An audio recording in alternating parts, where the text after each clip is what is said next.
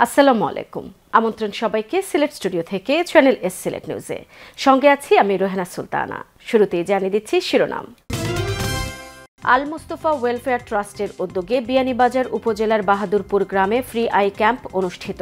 চিকিৎসা সেবা পেলেন ৩ শতাধিক রোগী। সিলেট ওসমানী বিমানবন্দরে ১৭ কেজি সোনাসহ ২ জন আটক। বিশ্বনাথের Daulatpur union education and welfare trust ইউকের ৭ম মেধাবৃত্তি প্রদান সম্পন্ন। বিশ্বনাথ প্রবাসী এডুকেশন ট্রাস্ট ইউকের বিশ্বনাথস্থ বাংলাদেশ অফিস পরিদর্শন করেছেন দেশে অবস্থানরত ট্রাস্টের সভাপতি মাফিজ খান সহ ট্রাস্টিরা।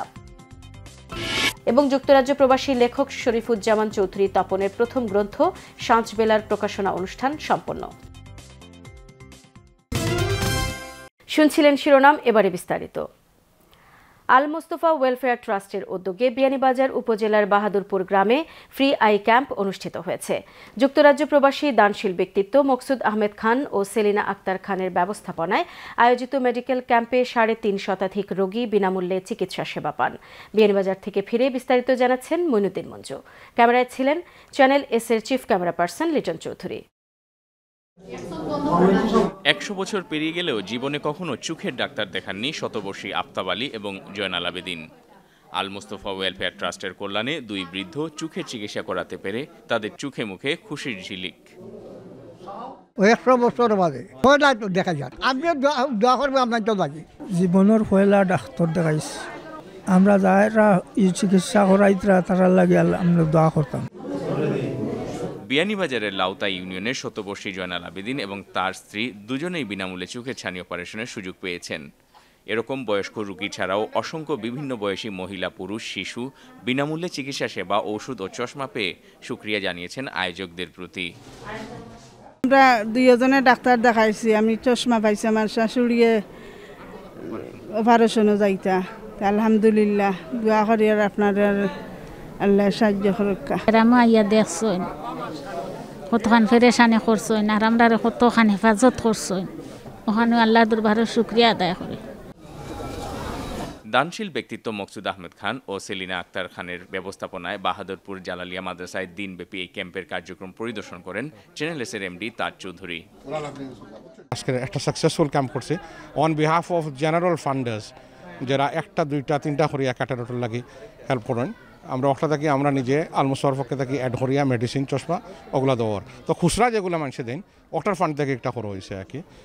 তো ওগুলো বিভিন্ন জায়গায় আমরা করি আপনার অন অ্যান্ড অফ, এবং বিভিন্ন সময় আমরা গরিবের হলে সাহায্য করি ও ফান্ডগুলো থাকি। সো থ্যাংক ইউ টু দুলাভাই এবং আফাইন যে এটা আমরা লেগে অ্যারেঞ্জ করছেন তার ফ্যামিলি মাদ্রাসার মাঝে। এই ক্যাম্প আয়োজন করায় আল মুস্তফা ওয়েলফেয়ার ট্রাস্ট এবং চ্যানেল এস এর এমডি তাজ চৌধুরীর প্রতি কৃতজ্ঞতা জানান মকসুদ আহমেদ খান ও সেলিনা আক্তার খান। তাজ আর নতুন সাহায্য করো আমরা বহুদিন হয়েছে এই গ্রামও চোখ পরীক্ষা করাইছি না, অনেক দিন, 5-7 বছর 8 বছর হয়ে গেছে। তো এর লাগে তাজ ভাই গেছে, আমি অত্যন্ত কৃতজ্ঞ, এবং he has given me instruction how to go, how to do this and that everything.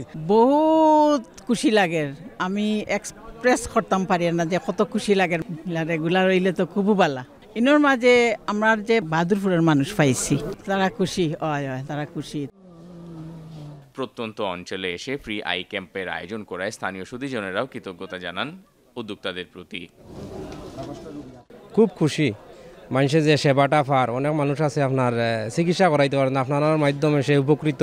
আল্লাহ যে আমরা একটা আমার মাসুদ খানোর আমার বাতিজা তা নিয়েও যে আমরা একটা পাইছি, আমরা বাদুর খুব খুশি হয়েছে। মকসুদ খান এবং স্ত্রী তাদেরকে অত্যন্ত ধন্যবাদ জানাই আর যে এলাকাবাসীর গরিব দুঃখী যারা মহিলা পুরুষে চশমা এবং বিভিন্ন ধরনের সহযোগিতা করছেন। কারণ এই আয়োজনের মধ্য দিয়ে আমাদের এলাকার অনেক রোগী উপকৃত হচ্ছে। এই ক্যাম্পে সব মিলিয়ে ৩৬৬ জন রোগীর চিকিৎসা করা হয়। তাদের মধ্যে ৩৫ জনের চোখের ছানি অপারেশনের জন্য বাছাই করা হয়। রিডিং চশমা দেওয়া হয় ১১৮ জনকে, কম্পাউন্ড চশমা দেওয়া হয় 6 জনকে এবং মেডিসিন দেওয়া হয় ১৪৯ জনকে। Moinuddin Manju, channel S news, Sylhet. Sylhet Osmani আন্তর্জাতিক বিমানবন্দর থেকে স্বর্ণের বড় চালান জব্দ করা হয়েছে। আটক করা হয়েছে সংযুক্ত আরব আমিরাতের শারজাহ থেকে আসা 2 যাত্রীকে। বৃহস্পতিবার সকাল 8:30টায় জাতীয় গোয়েন্দা সংস্থা NSI ও কাস্টমস কর্মকর্তারা স্বর্ণের এই চালান জব্দ করেন। সংযুক্ত আরব আমিরাতের শারজাহ থেকে বিমান বাংলাদেশ এয়ারলাইন্সের একটি ফ্লাইট ওসমানী আন্তর্জাতিক বিমানবন্দরে এসে অবতরণ করে। এ সময় 2 যাত্রীর আচরণ সন্দেহজনক হলে তাদের লাগেজ তল্লাশি করে। তল্লাশিকালে ওই 2 যাত্রীর লাগেজে চার্জার লাইট, ফ্যানের ব্যাটারির ভিতর কৌশলে লুকানো 17.5 কেজি স্বর্ণ পাওয়া যায়। আটককৃতরা হল সিলেটের জৈন্তাপুরের আফতাব উদ্দিন ও মৌলভীবাজারের সাইদ আহমদ। বিশ্বনাথের Daulatpur union education and welfare trust ইউকের 7ম মেধাবৃত্তি প্রদান অনুষ্ঠান সম্পন্ন হয়েছে। এবছর 28টি শিক্ষা প্রতিষ্ঠানের 132 জন গরিব ও মেধাবী শিক্ষার্থীর মধ্যে 4,36,000 টাকার মেধাবৃত্তি বিতরণ করা হয়েছে। বিস্তারিত জানাচ্ছেন আমাদের স্টাফ রিপোর্টার জাহাঙ্গীর আলম খায়ের। বিশ্বনাথের Daulatpur union education and welfare trust ইউকের পক্ষ থেকে এবারও দৌলতপুর ইউনিয়নের গরিব ও মেধাবী শিক্ষার্থীদের মধ্যে 7ম মেধাবৃত্তি বিতরণ করা হয়েছে। এবছর দৌলতপুর ইউনিয়নের 7টি মাদ্রাসা, 18টি প্রাথমিক ও 3টি উচ্চ মাধ্যমিক সহ 28টি শিক্ষা প্রতিষ্ঠানের 132 জন গরিব ও মেধাবী শিক্ষার্থীর মধ্যে 4,36,000 টাকার মেধাবৃত্তি বিতরণ করা হয়। গতবার আমরা ছিল 3,29,000 টাকা বৃত্তি বিতরণ করেছিলাম 28টা প্রতিষ্ঠানকে।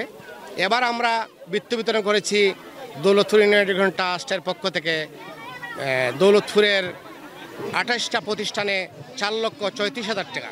আলহামদুলিল্লাহ, আমরা প্রবাসী ভাইয়েরা যারা এটার মধ্যে সহযোগিতা করছেন সবাইকে আমি আন্তরিকভাবে ধন্যবাদ জানালাম এবং দেশস্থ যে কমিটি আছে আমরা তারা খুবই সুন্দরভাবে এটারে সাজাইছেন। Daulatpur union education and welfare trust ইউকের পক্ষ থেকে মেধাবৃত্তি পেয়ে খুশি শিক্ষার্থী ও অভিভাবকেরা। সাউদার্ন স্কুল অ্যান্ড কলেজের 9ম শ্রেণীর ছাত্রী। আমি আজকে বৃত্তি পেয়েছি, আমার অনেক খুশি লেগেছে এবং যারা প্রবাসী আমাদেরকে সাহায্য করে বৃত্তি দিয়েছেন তাদেরকে অনেক অনেক ধন্যবাদ। গুয়াহাটি লতিফিয়া ইরশাদিয়া দাখিল মাদ্রাসা সংলগ্ন মাঠে 7ম এই মেধাবৃত্তি প্রদান অনুষ্ঠানে প্রধান অতিথির বক্তব্য রাখেন ট্রাস্টের সাধারণ সম্পাদক, যুক্তরাজ্য প্রবাসী বিশিষ্ট শিক্ষানুরাগী হাসিনুজ্জামান নুরু। ট্রাস্টের বাংলাদেশ কমিটির সভাপতি ও দশপাইকা আলিম মাদ্রাসার ভারপ্রাপ্ত অধ্যক্ষ মাওলানা লুৎফুর রহমানের সভাপতিত্বে অনুষ্ঠানে বিশেষ অতিথির বক্তব্য রাখেন দৌলতপুর ইউনিয়ন পরিষদের চেয়ারম্যান হাফিজ মোহাম্মদ আরব খান। অনুষ্ঠানে আমন্ত্রিত অতিথির বক্তব্য রাখেন ট্রাস্টের ইসি মেম্বার খলিল উদ্দিন, ট্রাস্টের সিনিয়র ট্রাস্টি বীর মুক্তিযোদ্ধা আব্দুর রফ, কাউন্সিলর আব্দুল মালিক, প্রবাসী সাংবাদিক রহমত আলী, ইউপি সদস্য গুলাম হোসেন, শফিক আহমদ পিয়ার ও দৌলতপুর আদর্শ উচ্চ বিদ্যালয়ের প্রধান শিক্ষক মোহাম্মদ হাসানুজ্জামান। এর আগে অনুষ্ঠানের শুরুতে পবিত্র কোরআন থেকে তেলাওয়াত করেন ট্রাস্টের ট্রাস্টি মুনতাকিমুজ্জামান আজিম। শুভেচ্ছা বক্তব্য রাখেন ট্রাস্টের বাংলাদেশ কমিটির সাধারণ সম্পাদক প্রিন্সিপাল মাওলানা মাহবুবুল ওয়াসে এবং মানপত্র পাঠ করেন মাদ্রাসা শিক্ষক আব্দুর রহিম। অনুষ্ঠান শেষে 2024 সালের প্রকাশিত ট্রাস্টের একটি ম্যাগাজিনের মোড়ক উন্মোচন করা হয়। এ সময় ট্রাস্টের EC member Faruk Ahmed, trustee Abdul Mumin Babul সহ গণ্যমান্য ব্যক্তিবর্গরা উপস্থিত ছিলেন। Jahangir Alam Khayer, channel S news, Sylhet. হবিগঞ্জের কৃষকদের মাঝে আপেল কুল চাষে আগ্রহ বাড়ছে। কোনো কোনো কৃষকের আপেল কুল বাগানে বাম্পার ফলনও দেখা গেছে। কৃষি অফিসও কৃষকের এই সফলতাকে দেখছে বিভাগীয় সাফল্য হিসেবে। আপেল কুল নিয়ে রিপোর্ট করছেন আমাদের হবিগঞ্জ জেলা প্রতিনিধি সৈয়দ মোফাজ্জল সাদাত মুক্তা।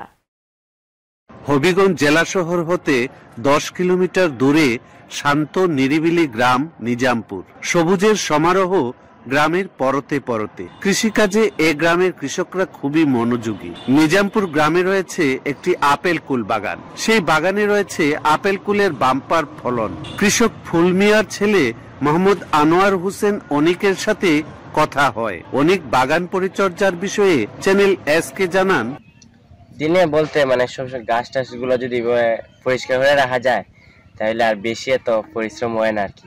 যেমন ফসলের গাছের গুড়ির মধ্যে যদি মানে জৈব সার গোবর টোবর দিয়ে একবার রাখিয়া দেওয়া যায় তাহলে মনে হয় 15 দিন বা মাসখানেক পরে আবার মানে কাজ করা যায়। আর এর ভিতরে তো ওষুধ টষুধ গুলো দিয়ে রাখলে। আপেল কুলের ভালো ফলন হওয়ায় খুশি অনেক। এরকম আলহামদুলিল্লাহ ভালো হয়েছে, যেগুলো আছে ইনশাল্লাহ ভালো, শুক্রিয়া। হবিগঞ্জ সদর কৃষি অফিসের উপসহকারী কৃষি কর্মকর্তা ইকবাল মাহমুদ হবিগঞ্জে আপেল কুল চাষের সম্ভাবনা নিয়ে বলেন, হবিগঞ্জে আপেল কুল চাষে অপার সম্ভাবনা। আমি বাস্তবতার প্রমাণ হয়েছে, আমি যেখানে দাঁড়াই আছি বা আপনারা যেখানে দাঁড়াই আছেন, কৃষকের নাম ফুলমিয়া, এবং 1 বছরে যে অবস্থাটা দেখতেছি তার সম্ভাবনার অনেকটাই পূরণ হয়েছে এবং 1 বছরে আমি নিজেও ভাবি নাই যে এইরকম তার ফলটা পাবে। আপেল কুল বাগানে ড্রিপ সেচ কিভাবে কাজ করে তা তুলে ধরেন তিনি। এই যে আপনারা দেখছেন এখানে যে বাগানে আমরা একটা ড্রিপ সেচ দিছি, এই ড্রিপ সেচটা যখন সে তার পানির গাছের গোড়ায় পানির প্রয়োজন তখনই সে পানিটা একটা জায়গায় সুইচ দিছে এবং 5 কানেকশন দেওয়া, অটোমেটিক পানি এই ফুটা ফুটা ফুটা ফুটা হয়ে পড়ছে। ফল সুমিষ্ট হতে ড্রিপ সেচের প্রভাবের কথাও উল্লেখ করেন তিনি। বড়ই গাছে যে রসটা থাকার কথা জোরে শিকড়ে, তার ওই রসটা পাওয়ার পরে বড়ই যে এত টেস্ট, খুব খুব মিষ্টি। আপেল কুল চাষ কেমন লাভজনক সে ব্যাপারেও খোলাসা করেন ইকবাল মাহমুদ। খরচ যদি তার 25-30 হাজার টাকার মতো খরচ হয়েছে, এখানে 1 লাখ টাকার উপরে বড়ই বিক্রি হবে। হবিগঞ্জ সদর উপজেলার নিজামপুর গ্রামে একজন কৃষক এখানে ফলিয়েছেন আপেল কুল। এই উন্নত জাতের কুল খেতে খুবই সুস্বাদু। এই ফলের উৎপাদন দিন দিন জনপ্রিয়তা পাচ্ছে এই হবিগঞ্জে। Sadat Mukta, channel S news, Habiganj. Sylhet নিউজে নিয়ে নিচ্ছি ছোট্ট একটা বিরতি। আমাদের সঙ্গেই থাকুন, ফিরে এসে অন্যান্য খবরের সাথে আরও যা থাকছে। বিশ্বনাথ প্রবাসী এডুকেশন ট্রাস্ট ইউকের বিশ্বনাথস্থ বাংলাদেশ অফিস পরিদর্শন করেছেন দেশে অবস্থানরত ট্রাস্টের সভাপতি মাফিজ খান সহ ট্রাস্টিরা। এবং যুক্তরাজ্য প্রবাসী লেখক শরীফুজ্জামান চৌধুরী তপনের প্রথম গ্রন্থ সাঁঝবেলার প্রকাশনা অনুষ্ঠান সম্পন্ন।